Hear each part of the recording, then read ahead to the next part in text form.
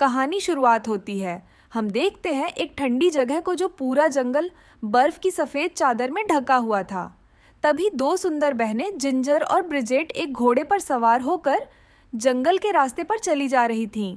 ठंडी हवा उनके गालों को छू रही थी और हर तरफ एक अजीब सी सन्नाटा छाया हुआ था। वह दोनों चलते चलते एक ऐसे मोड़ पर पहुंची जहां उनका घोड़ा अचानक डरकर रुक गया।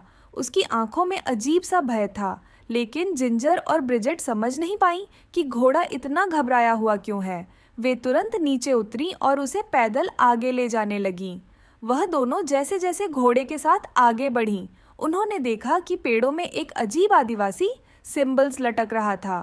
यह नज़ारा रहस्यमय था, मानो यह कोई चेतावनी संकेत दे रहा हो।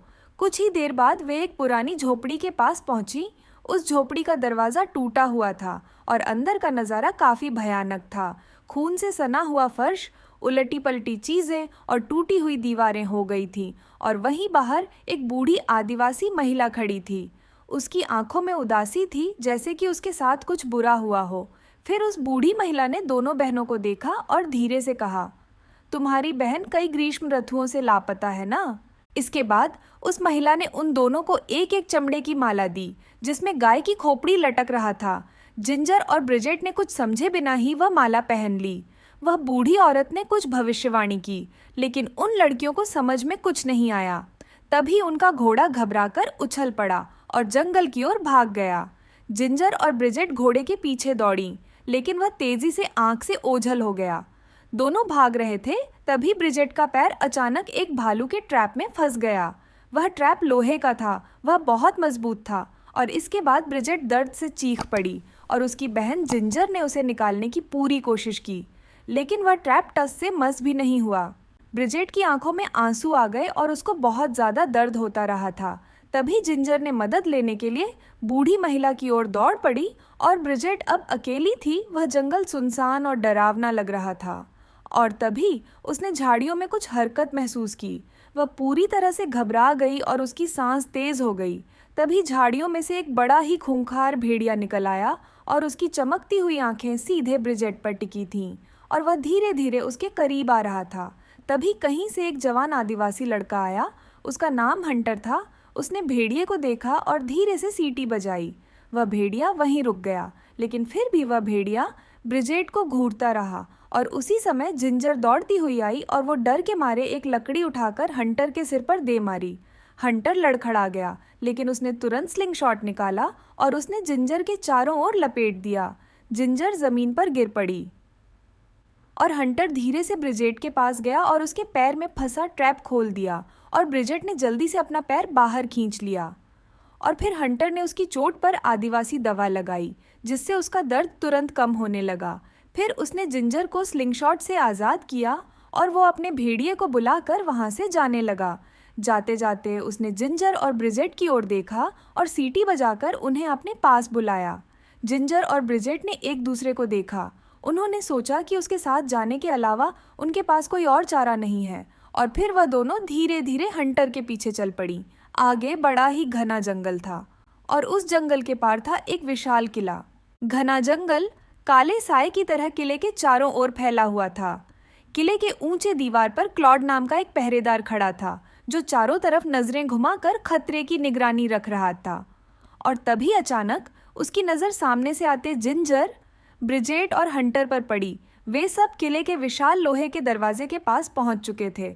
दरवाजे पर क्रॉस के निशान बना हुआ था और गहरे पंजों के खरोंचों के निशान था, और कुछ सूखे हुए खून के धब्बा था, जैसे किसी भयानक चीज ने अंदर घुसने की कोशिश में आपने पंजे से खरोच मारी हो। और इसके कुछ देर बाद एक कठोर चेहरा वाला आदमी, कॉर्मैक, दरवाज़ा खोलता है और उन्हें अंदर जाने देता है। उनके अंदर कदम रखते ही उन्होंने देखा कि यहाँ पर पुरानी कब्रें और कुछ आदिवासी लोग हैं, और यह सब देखकर उनको एक अजीब सा माहौल लग रहा था। तभी जेम्स नाम का एक आदमी कॉर्मैक पर चिल्लाया और कहा कि तुमने इन लड़कियों को अंदर क्यों आने दिया? लेकिन तभी एक गंभीर चेहरा वाला व्यक्ति वॉलेस रोलैंड आगे बढ़ा और जेम्स को शांत रहने के लिए कहा, और फिर ब्रिजेट ने रोलैंड को अपने जख्म दिखाए, जो भालू के ट्रैप में फंसने की वजह से घायल हुआ था। तभी एक धार्मिक आदमी रेवरेंड गिलबर्ट सामने आया और रोलैंड से कहा कि इन्हें यहाँ से निकाल दो। नहीं तो हम सबके लिए बहुत बुरा होगा।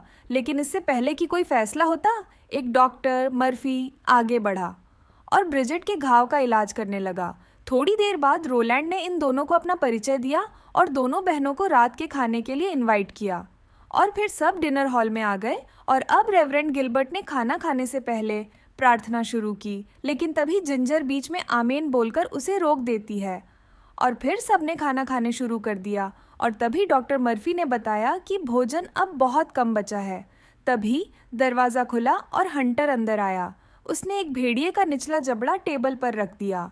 जेम्स को हंटर की मौजूदगी पसंद नहीं थी और वह हंटर पर आरोप लगाने लगा, लेकिन हंटर ने बिना समय गंवाए चाकू निकालकर जेम्स की गर्दन पर रख दिया।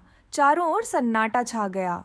तभी बाहर से गहरे जंगल से एक डरावनी गुर्राहट की आवाज़ आने लगी और तभी गिलबर्ट डर से बोला कि हमें इस किले को छोड़ देना चाहिए। लेकिन तभी रोलैंड ने सख्त लहजे में जवाब दिया, हम यहीं रहेंगे और इस जगह को मॉन्स्टर से बचाएंगे।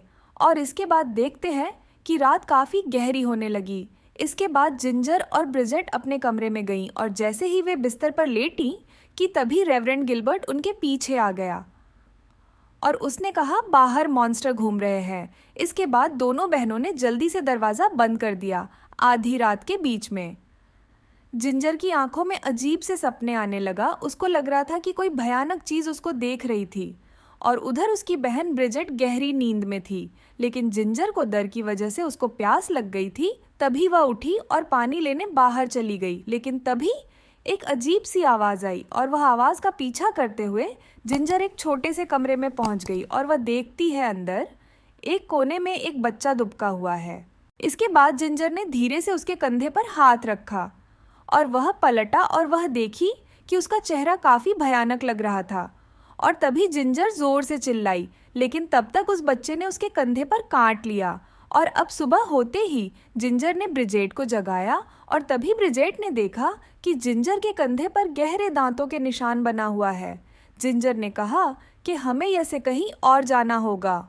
अब वह दोनों जाने के लिए तैयार होने लगे। उन्होंने एक तलवार और एक बैयोनेट उठाई और चुपचाप बाहर निकलने की कोशिश करने लगी।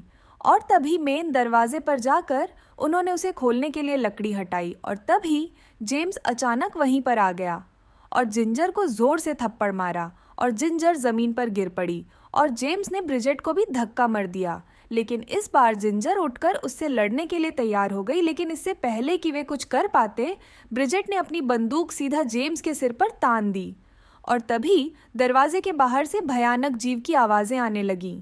कुछ भारी चीज़ किले की दरवाजे को तोड़ने की कोशिश कर रही थी और तभी जेम्स डर कर चिल्लाने लगा, कहने लगा कि कोई हमारी मदद करो। और तभी किले में रहने वाले बाकी लोग भी दौड़कर वहां गए और तभी भारी दरवाजे के उस पार से एक भयानक चीख सुनाई दी और तभी जिंजर और ब्रिजेट ने पूरी ताकत लगाकर उस दरवाज़ा को बंद कर दिया। और लेकिन वह दोनों बड़ी मुश्किल से वे उस भयानक जीव को अंदर आने से रोक पाईं। और गिलबर्ट घबराया हुआ आया और बोला कि एक शैतान दीवार में बने हुए छेद से अंदर आ रहा है। फिर उसने दोनों बहनों को एक पुरानी केबिन में बंद कर दिया और दरवाज़ा बाहर से बंद कर दिया। लेकिन सच्चाई कुछ और थी। गिलबर्ट ने उन्हें उस मॉन्स्टर के साथ ही कैद कर दिया था। जैसे ही उन्होंने मुड़कर देखा, वह भयंकर जीव उनके पीछे था। अब दोनों बहनें घबरा कर वहाँ भागने लगते और वे दोनों एक छोटे से कमरे में घुस जाते हैं और खुद को बंद कर लेती हैं। लेकिन फिर भी मॉन्स्टर उनका पीछा नहीं छोड़ता है। वह मॉन्स्टर दरवाज़ा तोड़ने की कोशिश करता है, लेकिन तभी अचानक एक तीर सीधे उस दानव के सिर में आकर धंस जाता है और मॉन्स्टर जोर से चिल्लाता है और ज़मीन पर ढेर हो जाता है। वह तीर कोई और नहीं बल्कि हंटर ने ही चलाया, जिससे मॉन्स्टर मारा गया है। इसके बाद दोनों बहनें बाहर आती हैं। सो उसी समय रोलैंड भी आ गया और जिंजर ने उससे गुस्से में कहा कि गिलबर्ट ने हमें जानबूझकर उस मॉन्स्टर के साथ बंद कर दिया। लेकिन तभी उसी समय टावर पे खड़े गार्ड ने बताया, बहुत सारे भयानक मॉन्स्टर किले के बाहर आ गए हैं। और तभी रोलैंड ने उन दोनों बहनों से कहा कि तुम दोनों अपने कमरे में जाओ और बाहर निकलना नहीं जाते जाते। रोलैंड ने ब्रिजेट को देखा और वो आदिवासी भाषा में कुछ कहा और फिर अंग्रेजी में 2 शब्द बोला, ब्लैक एंड रेड। और तभी ब्रिजेट चौंक गई। उसने जिंजर की ओर देखा तो उसकी नाक से बहुत खून बह रहा था। कमरे में दोनों अकेले बैठते थे और तभी उन्हें गेट के बाहर से बंदूकों से गोलियां चलने की गूंज सुनाई देने लगी। किले के सारे पुरुष उन पर जानवरों पर गोलियां चला रहे थे। और अब आगे आधी रात को जिंजर की आंख खुली तो वो देखती है को ब्रिजेट बिस्तर पर नहीं थी। वह उसे ढूंढने बाहर निकली, लेकिन रास्ते में उसे हंटर मिल गया। वही हंटर जो जिंजर के कंधे के घाव का देखभाल किया था और उसके घाव पर आदिवासी दवा लगाई थी। और तभी जिंजर उसके करीब झुकी और उसे चूमा लेती है। इसके हंटर भी उसके कंधे को चूम लेता है, लेकिन तभी जिंजर को एक भयानक दृश्य देखता है जो ब्रिजेट का खून से सना चेहरा होता है और वह झटके से पीछे हट जाती है। लेकिन बाद में उसको पता चलता है कि यह सिर्फ एक सपना था। लेकिन तभी अगले ही पल जिंजर बिस्तर में पड़ी थी, तभी देखती है कि उसके चारों ओर खून फैला हुआ था और अब ब्रिजेट उसके पास बैठी थी और काफ़ी घबराई हुई। और वह कहती है कि यह तुम्हारे कंधे के जख्म के वजह से इतना सारा खून निकल रहा है। और वे डॉक्टर मर्फी के पास जाने लगती है। तभी रास्ते में उसने उस भयानक जानवर की लाश देखती है जिसने उन पर हमला किया था। अब आगे देखते हैं, दरवाजे के अंदर फिन बैठा था। वह झोंकों को काट रहा होता है और उसके मुंह के किनारों पर लाल धब्बे थे। तभी डॉक्टर मर्फी अंदर आया। उसने फिन को देखा और पूछा, तुम्हें कल रात किसी ने काटा था क्या? फिन ने डरकर इनकार कर दिया, लेकिन तभी मर्फी ने उस पर अपनी राइफल तान दी और कहा, अगर सच बोल रहे हो तो अपनी छाती पर यह झोंक रखो। इसके बाद फिन ने झिझकते हुए जोंक को छुआ और तभी जोंक ने अचानक तेजी से अपना साइज बढ़ाना शुरू कर दिया और फिन जोर से चीख पड़ा। और उसी पल मर्फी ने बंदूक का ट्रिगर दबा दिया। फिन जमीन पर गिर पड़ा और मर गया। और मर्फी ने गहरी सांस ली और वह दोनों बहनों की ओर देखा और बोला कि अब बताओ मैं तुम्हारी क्या मदद कर सकता हूँ। लेकिन अभी तक जिंजर और ब्रिजेट दोनों हैरान और डरी हुई लग रही थीं। जो कुछ अभी हुआ था उसके बाद वह क्या वे अपनी हालत के बारे में मर्फी को बता सकती थी, क्योंकि मर्फी उसकी बहन को भी गोली मार देता अगर कुछ बोलती तो डॉ। मर्फी और दोनों लड़कियां धीरे धीरे बाहर निकलीं और जमीन पर पड़ा एक भयानक शव उनके सामने था, एक राक्षसी प्राणी जो एक इंसान जितना बड़ा था। और तभी शेमस शव के पास गया और उसकी एक नकली कांच की आंख निकाल ली और उसकी आंखें डर से फैल गई थीं। और आंख देखकर कहता है कि यह तो क्लॉड के भाई जीन पियरे की आंख है। अब सच्चाई उनके सामने आ चुकी थी कि ये जानवर नहीं बल्कि पहले इंसान थे और उस मॉन्स्टर्स के काटे जाने के बाद वे भी मॉन्स्टर बन जाते थे। और अब सभी गांव के लोग डर और चिंता में थे। तभी शेमस ने कहा, हमें यहाँ से निकल जाना चाहिए। अगर हम यहाँ पर रुके रहेंगे तो मर जाएंगे। लेकिन रोलैंड ने गहरी आवाज़ में कहा, हम भागेंगे नहीं बल्कि हम लड़ेंगे। और तभी दोनों लड़कियां चुपचाप अपने कमरे में लौट गईं।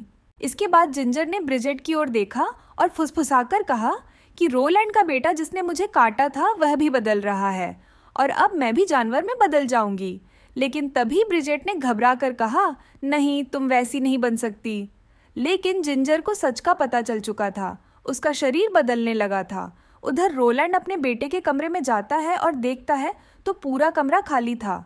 वह वहां से भाग चुका था। और इसके बाद नीचे क्लॉड ने जिंजर से कहा कि अगर जिसने तुम्हें काटा है उसे अगली पूर्णिमा से पहले मार दिया जाए तो तुम बच सकती हो। और तभी नीचे गिलबर्ट नई कब्रों की पूजा कर रहा होता है।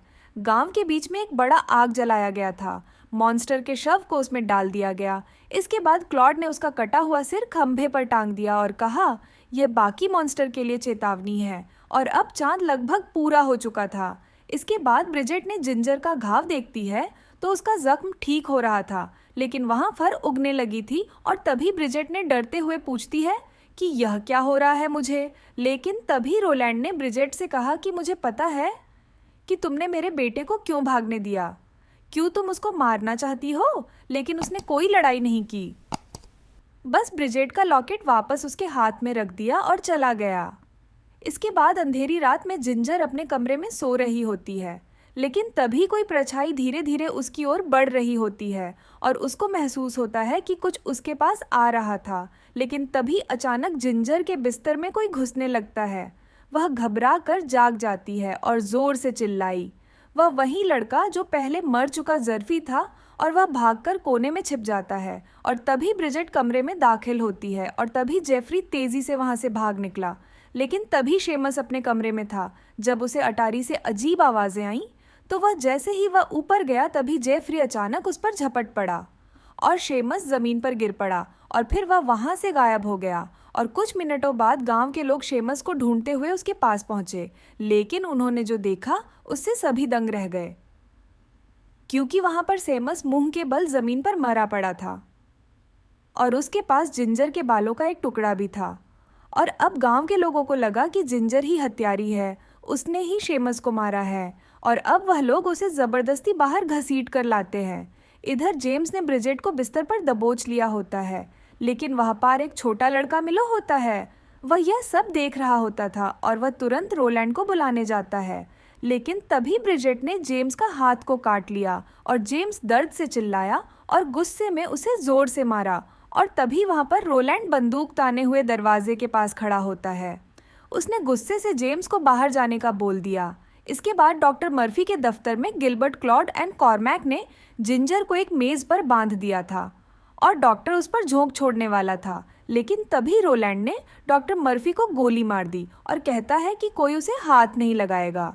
इसके बाद अपने कमरे में जिंजर ने ब्रिजेट से कहती है कि मुझे उस लड़के को मारना होगा, तभी यह श्राप खत्म होगा। और ब्रिजेट पूरी तरह से हैरान हो जाती है, लेकिन तभी जिंजर ने एक चाकू उठाया और ब्रिजेट को एक कमरे में बंद कर दिया। और जिंजर जेफरी को कब्रिस्तान में ढूंढने जाती है, लेकिन तभी वह देखती है कि वह अपनी माँ की लाश के हाथ को पकड़े बैठा था। इसके बाद जिंजर ने चाकू उठाया उसको मारने के लिए, लेकिन वह उसे मार नहीं पाई। लेकिन तभी कॉर्मैक ने जेफरी पर गोली चला दी, लेकिन वह बच निकला और भाग गया। और उधर हंटर ब्रिजेट से बोला कि मैंने तुम्हें सपने में देखा था, इसलिए मैं तुम्हारी रक्षा करना चाहता हूँ और मैं तुमको कि दूर ले जाना चाहता हूँ। लेकिन तभी ब्रिजेट ने कहा, मैं अपनी बहन को अकेला नहीं छोड़ सकती हूँ। उधर गांव के लोगों ने जेफरी को पकड़ लिया होता है और तभी उन्होंने रोलैंड को बुलाया। और तभी रोलैंड ने अपने बेटे के छूने की कोशिश की, लेकिन जेफरी तेजी से कुएं की ओर भाग गया। इसके बाद अपने बेटे पर रोलैंड ने गोली चला दी और उसको गोली लग गया और जेफरी कुएं में ही गिर पड़ा और वहीं पर मर गया। इसके बाद जिंजर और ब्रिजेट चुपचाप गांव से निकल गई। उन्होंने दीवार में एक सुराख से बाहर का रास्ता बना लिया और उधर गांव के लोग जेफरी का शव निकाल रहे थे और इधर लड़कियां उस जंगल की ओर बढ़ रही होती हैं। और थोड़ी दूर चलने के बाद उन्हें उनको मिलता है और वह उन लड़कियों को हंटर की गुफा तक का रास्ते बताने के लिए उनके साथ चलता है, लेकिन तभी कुछ मॉन्स्टर उनका पीछा कर रहे होते हैं। इसके बाद वह सब अलग अलग दिशाओं में भागने लगे और ब्रिजेट काफ़ी तेज़ी से भाग रही थी, लेकिन अचानक वह मिलो के शव से टकरा जाती है।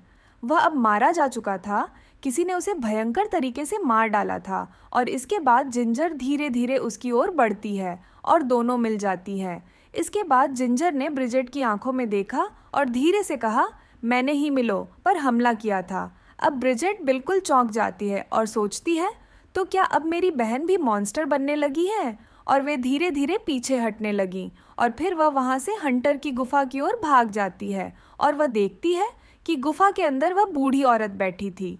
अब वह औरत ने उससे धीमे स्वर में कहा कि अब बहुत देर हो चुकी है, अगर तुम पहले ही उस लड़के को मार दी होती तो ये सब नहीं होता। तभी हंटर अपना कुत्ता लेकर गुफा में आता है और वह बूढ़ी औरत ने ब्रिजेट और हंटर को एक जड़ी बूटी देती है और कहती है, इसे पियो और देखो कि आगे क्या होने वाला है। और फिर ब्रिजेट जड़ी बूटी पी जाती है और उसको अचानक आंखों के सामने अंधेरा छा जाता है। और फिर ब्रिजेट ने खुद को एक बर्फ के इलाके में पाया और उसके हाथ में एक चाकू था और उसके सामने वह बूढ़ी औरत मरी पड़ी थी। अब वह किले के अंदर थी और फिर उसने देखा कि एक भेड़िया उसके सामने मरा पड़ा है, लेकिन जब उसने दोबारा देखा तो वह किसी जाल में जिंजर फंसी हुई थी। तभी हंटर भाला लेकर आगे बढ़ा और वह जिंजर को मारने ही वाला था, लेकिन तभी ब्रिजेट ने तेजी से दौड़ लगाई और हंटर को चाकू घोंप दिया। लेकिन वास्तविकता कुछ और थी, उसने जिंजर के सीने में ही चाकू घोंप दिया था, लेकिन अचानक और हंटर गायब हो गया। लेकिन तभी ब्रिजेट की अचानक आंख खुली तो वह सोचती है कि क्या यह सब सपना था क्या? लेकिन तभी वह इधर उधर देखती है और पाती है कि बूढ़ी औरत सच में मर चुकी थी और उसका गला फटा हुआ था। तभी उसने हंटर मिला को देखी और हंटर बोला कि तुमने ही उस बूढ़ी औरत को मारा है। इसके बाद ब्रिजेट डरी हुई थी और हंटर के चेहरे पर गंभीरता थी और वह बोलता है कि मैंने सपने में देखा कि मैं मरने वाला हूँ और मुझे तुमको को मारना होगा, लेकिन वह उसको नहीं मारता है।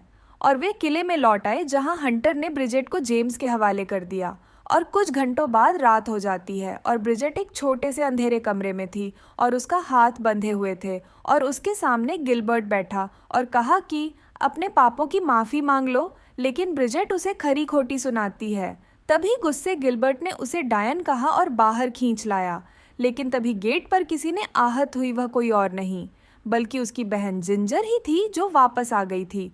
और तभी गिलबर्ट ने ब्रिजेट को जलाने की कोशिश की, लेकिन तभी हंटर ने एक तीर मारा और गिलबर्ट के हाथ से आग गिर जाता है। इस बाद आगे देखते हैं कि जेम्स और कॉर्मैक ने जिंजर को मारना शुरू कर दिया। वह गिरी होती है और जेम्स ने उसे जोर से लात मारी और तभी गिलबर्ट ने रोलैंड से कहा, इस लड़की को जला दो। लेकिन रोलैंड ने गिलबर्ट को तलवार घोंप दी और उसे ही जला दिया और उसके जलते शरीर को वहीं छोड़ दिया। इसके बाद जिंजर वहां से घिसटते हुए गेट तक पहुंची, लेकिन तभी जेम्स उसका मजाक उड़ा रहा होता है। लेकिन तभी जिंजर ने तेजी से उसका गला काट दिया और गेट खुल गया और मॉन्स्टर अंदर आ गए। क्लॉड और कॉर्मैक भागने लगे, लेकिन बहुत देर हो चुकी थी, वह दोनों मारे गए। इसके बाद हंटर ने अपने तीर तैयार किए और एक मॉन्स्टर को मार गिराया और फिर एक मॉन्स्टर ने रोलैंड पर हमला कर दिया, लेकिन हंटर ने उसे भी मार दिया। रोलैंड खड़ा हुआ, उसका चेहरा काफी जख्मी था और उसने चाकू उठाया और ब्रिजेट को आजाद कर दिया।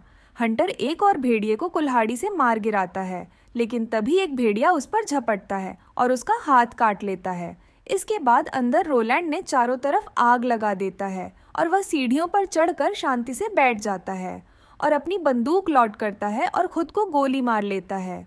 इसके बाद ब्रिजेट 2 जलती हुई मशालें लेकर जिंजर को ढूंढ रही होती है। तभी उसने हंटर को देखा। तभी हंटर ने कहा कि तुम्हें जिंजर को मारना होगा, लेकिन तभी ब्रिजेट ने अपनी बहन की ओर देखा और फिर हंटर की ओर देखा, लेकिन तभी उसने हंटर के सीने में चाकू घोंप दिया और वह वहीं पर मार गया। इसके बाद ब्रिजेट भागती हुई जिंजर के पास पहुंची। दोनों बहनों ने एक दूसरे को गले लग गए और वह दोनों किले से बाहर निकले और दरवाजा बाहर से बंद कर दिया और अंदर पूरा किला जल रहा था। इसके बाद सफेद बर्फ में जिंजर बैठी होती है और उसकी गोद में ब्रिजेट का सिर था और उसके हाथ से खून टपक रहा था, लेकिन उनके चेहरे पर खुशी थी कि ब्रिजेट अब मॉन्स्टर नहीं बनने वाली है। क्यों सब लोग मर चुके थे उन दोनों के अलावा। इसके बाद यहीं पर मूवी का एंड हो जाता है।